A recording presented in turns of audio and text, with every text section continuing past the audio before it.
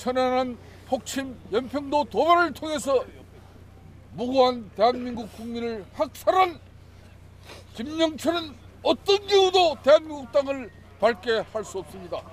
김영철 방안을 즉각 불허하라! 불허하라! 불허하라! 불허하라! 지금 상황을 보니까 김영철이가 개구멍으로 들어온 것 같습니다. 저희 당원들이나 우리 시민들이 김영철이를 그리 쉽게 편안하게 방치하지 않을 것으로 저는 생각합니다.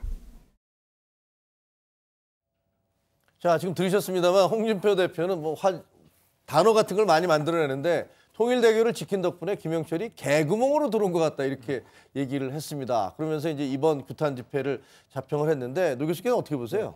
저는 야당이 저런 얘기는 해야 된다고 생각합니다. 그렇지 않습니까? 김영철이 경찰총국장이 분명하고 또 정부의 확인처럼 천안함 사건을 이제 북한이 일으킨 게 맞다 이렇게 얘기한다면 또 그런 사건을 총책임자로 야당은 야당대로 주장을 하고 당연히 해야죠. 항의를 해야 되고 통일대교를 저렇게 막고서 저렇게 하는 것 적절하냐 하는 건 그 문제는 이견이 있을 수 있습니다. 그러나 당연히 얘기를 해야 되고요. 그러나 또 집권당 측에서는 항의만 할 게 아니고 뭔가 국정을 이끌어가는 입장에서는 김영철이 방한한다고 하는데 안 받겠다 이렇게 할 수도 없는 거 아니겠습니까? 그걸 통해서 뭔가 분명한 어떤 우리의 어떤 대화 메시지 그리고 북한이 생각하는 것이 뭔가를 파악하는 그런 계기로 삼아야 하니까요. 이거 만약에 끝나고 난 다음에요. 네네. 이제 돌아가고 난 다음에 청와대나 이쪽에서 여야 대표들을 불러서 비공개로 네네. 사실 이런 일이 있었다. 그러니까 당신들이 좀 협조를 해주자. 네. 우리가 어쨌든 남북관계 이거 북핵 비핵화 이거 풀어야 될 거 아니냐. 네. 이렇게 하면 그러니까 저도 그 말씀 드리려고 했는데 네.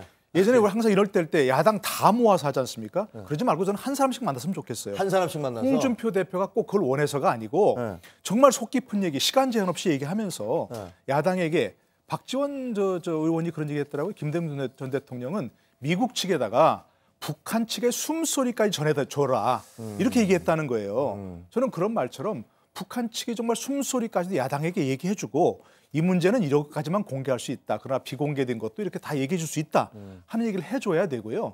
각각마다 자세히 설명을 하고 또 한 가지는 3월 26일이 천안함 사건 이제 추념일입니다. 그렇지 않습니까? 네. 3월 26일이. 그다음에 그 전에 저는 문재인 대통령께서 천안함 유족들도 청와대를 초치해서 이 정부에서 이렇게 할 수밖에 없는 얘기를 좀 설명을 하고 이해를 좀 구했으면 좋겠어요.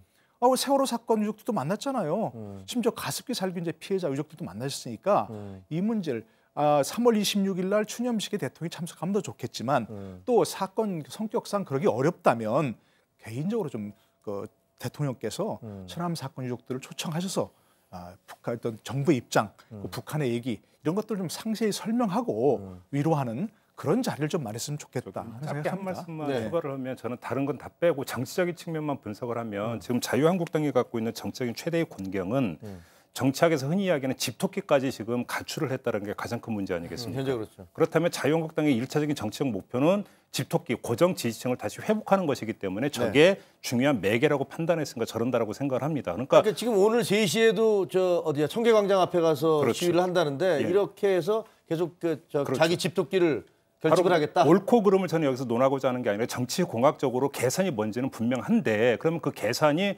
구체로 최종적으로 어떤 답을 내놓을 것인가의 문제인데 제가 볼 때는 저 관건은 자유한국당의 행보가 아니라 남북 관계가 어떻게 풀리느냐가 결국은 최종 성적을 좌우할 것이다. 훈풍을 탄다면 저거는 봄눈 녹도 사라질 것인데 그게 아니라면 오히려 저게 탄력을 받을 수 있는 측면은 분명히 있다고 봐야 되겠죠. 한 가지 재미있는 건 이제 민주평화당의 반응인데 민주평화당은 지금 보니까는 민주당보다 더 민주당적인 지금 발언들을 하고 있습니다. 그러니까 북미대화 하겠다는 건 비핵화대화 언급한 것이랑 마찬가지다. 한마디로 천재 이루의 기회다.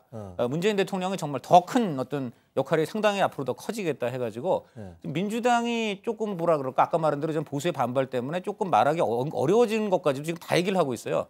적어도 남북 대화에 있어서는 두 당이 사실상 합당한 것까지는 거의 다를 바 없는 수준의 이런 지금 발언들이 민평당에 나오고 있는데 이것은 기본적으로 이제 국민의당 안에서 바로 안보나 이념을 놓고서 햇볕 정책에 대한 공과를 따지면서 햇볕 정책에 찬성하면 그건 민평당, 그걸 반대하면 뭐 저희 안철수 유승민당 이런 식으로 갈라섰던 바로 그 정치 공방 때문에 더더욱 어떻게 보면 민주당보다도 더 확실하게 친햇볕, 친대화로 가다 보니까 앞으로 민주당은 적어도 이 부분에서는 든든한 우군을 만났다 이렇게 평가할 수 있을 것 같습니다. 알겠습니다. 자,